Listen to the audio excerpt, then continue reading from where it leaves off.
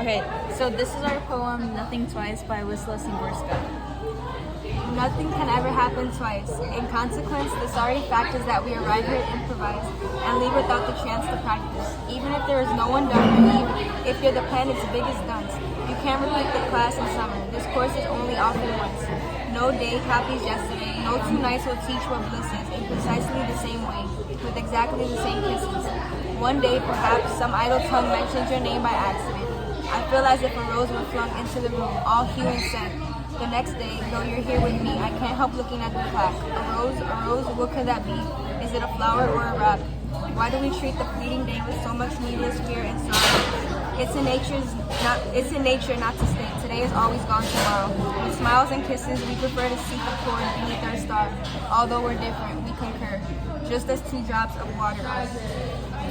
Okay, so in the first stanza, we can see the very first line is basically setting off the whole tone for the entire poem. Nothing can ever happen twice. Szymborska does this to remind the reader that nothing can ever happen twice, and to really take in the moment when you're in the moment. And as we go down, in consequence, the sorry fact is that we arrive here improvised and leave without the chance to practice.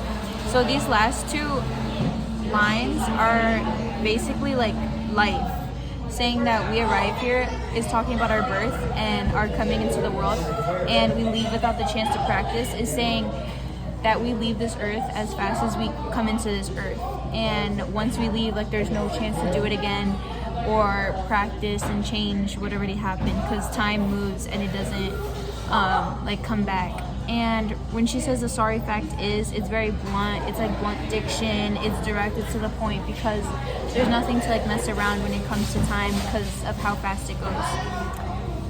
In the second stanza, even if there is no one dumber, if you're the planet's biggest dunce, it's basically saying it's not really the first 2 lines, but more of the last lines. It's basically saying that no matter your class or your status, anything, you're still human with a life regardless, and you only get one life to try things and attempt your experiences. And when it says you can't repeat the class in summer, this course is only offered once, it means even if you're the dumbest person on the earth, you cannot repeat life. It's only gonna happen once. So as in this course, it's this course is symbolic of life and the levels and obstacles you need to face. And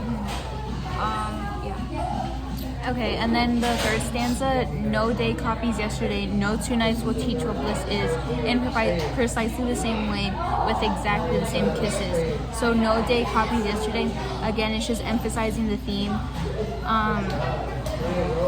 And no 2 nights will teach what bliss is. So this is basically personification, because nights can actually teach somebody something, but it's also symbolic because time, over time, you learn things. So basically it's saying that time does teach things. And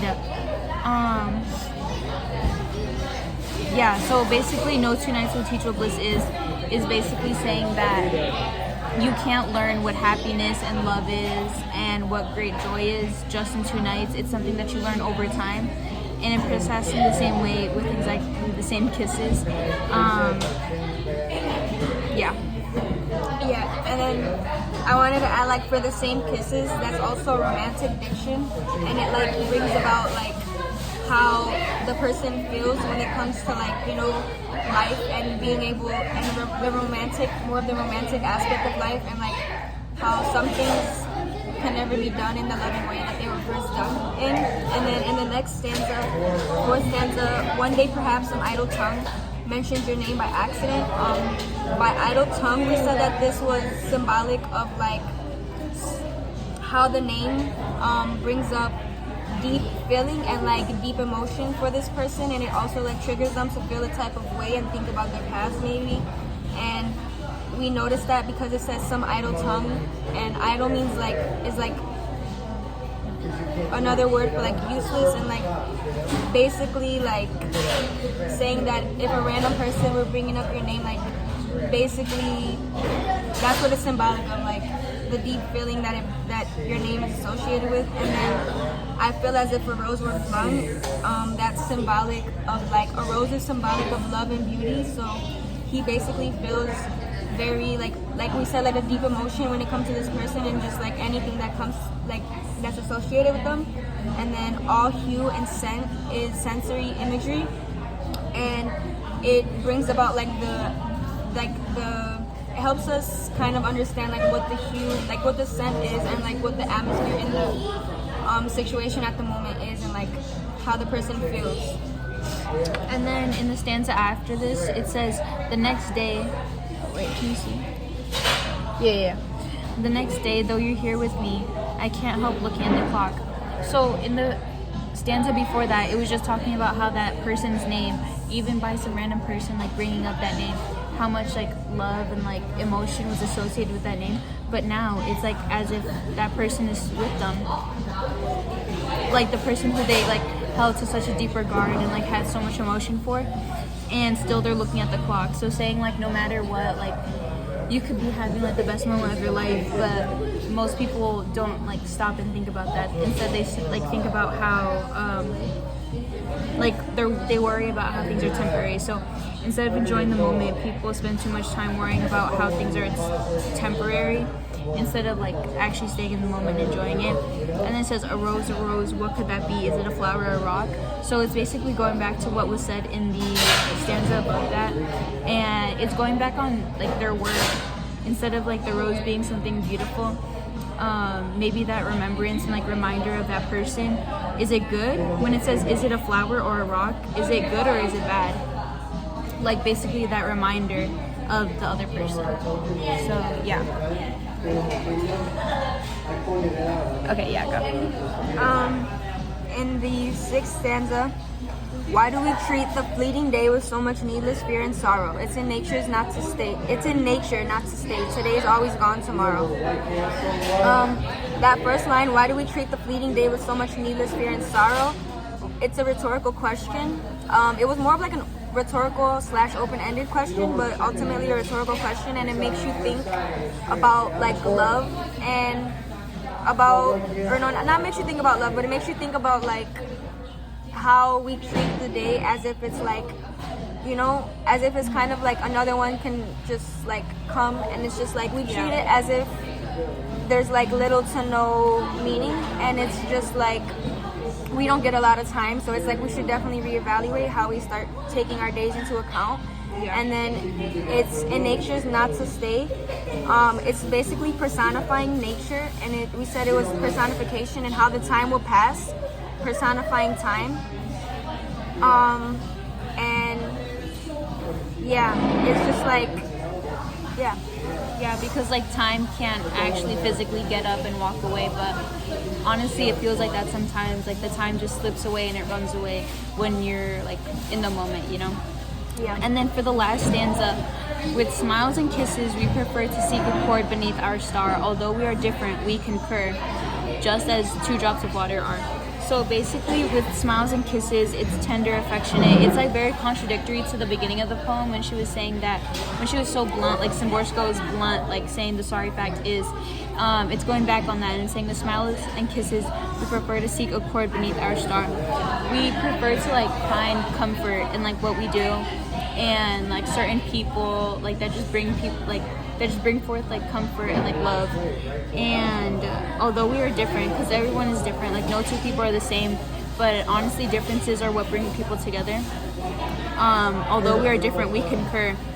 That's saying that like although we are different, we are still the same in like meaning, in the way that like we feel about each other, or like the things that we do, or like just like ideas that you share, you know, just as 2 drops of water are. So basically they're connecting, and she's comparing their connection to 2 drops of water. And like when you think of 2 drops of water that are close to each other, eventually like once they get too close, like they conjoin and they make one. So they're saying that their love, their ideas, their differences are what make them one person. And this last line is visual imagery, because it's just like visualizing what that love is. And yeah, it's just like symbolism for human similarity despite differences, although those differences like bring them together. Okay, and then no. Should we stop it? You can pause. Okay, so for the topics and the theme, we said that bliss, warning, and time and acceptance were some of the topics. Bliss because it was more of like a lustful feeling of like happiness and how you feel in the moment. And then warning, it was because it was like kind of warning us of the time, of the limited time that we have here on earth, and like how it can be like taken advantage of also. And then for time, it was more of like just ultimately the whole theme of the poem is just like running out of time and not having enough and just taking time for granted. And acceptance, we said that this was one of the topics because like you have to kind of accept the fact that you can't have any do-overs in life, and like there's no chance for like there's just no second chances, and you just have to accept that. So yeah. For the organization of the poem, it was 7 stanzas and 4 lines, and it was all consistent throughout the poem, which was we said was the only consistent thing, since the poem talks about how nothing ever stays and like nothing's ever consistent in life. And it was kind of ironic, and we kind of just like used that as a symbol for the organization. And then for progression, how does the poem progress from beginning to end? We said that in the beginning of the poem, it starts as like not having any hope towards life and just like time in general, and how our time on earth here is spent. And it says that we have no like practice, like there's no time to practice. And then towards the end of the poem, it starts showing appreciation for everything, and like it starts accepting that like even though there is no time to practice and there is no do-overs, you just have to kind of like take advantage of the moment that you're in, because there's nothing you can do about it. And then for victory, we said that the speaker was Szymborska, the audience was the general public, and the situation was exploring the reality that nothing lasts forever and no 2 moments are the same. Alright, and then for the atmosphere, hold on. Yeah, for the atmosphere, we said that it's like very like warning, especially in the beginning. It's a warning tone, and it's like basically Szymborska is like guiding you to realize that you might not think that you're taking life for granted, but you are. Like basically saying that you might think that you're living in the moment and like you can take in as much as you can, but in reality, like later on you're gonna miss those moments. And as much as you can say like, oh, I hated this time of my life, like there's certain things that you might overlook because of how you're feeling in the moment, instead of like taking it in like as a whole. And then we did these on the poem. And the last, hold on. So the tone and the attitude of the speaker, which is Szymborska, she was very like reflective over time and like acknowledging, because like Szymborska is also a person who has experienced life and is still experiencing life, so she can like speak for a fact. And honestly, I feel like the theme of this poem is very universal, and it's applicable to anybody, because everyone has a life and everyone experiences time. Like you can't just stop time, and it's honestly just like recognizing everything in like every moment and everyone that like makes your life. And then our final interpretation was through the poem Nothing Twice. Szymborska highlights the unrepeatable and vast nature of human experiences, using symbolism and warning diction to speak on the idea that nothing can be done again in the exact way. Ultimately, nothing lasts forever. So yeah, that's just like the final interpretation, because honestly nothing can ever happen again, and Szymborska is just trying to talk about how just enjoy the moment. And yeah, that's our poem. That's our poem. Thanks. Bye, Miss Paul. Bye.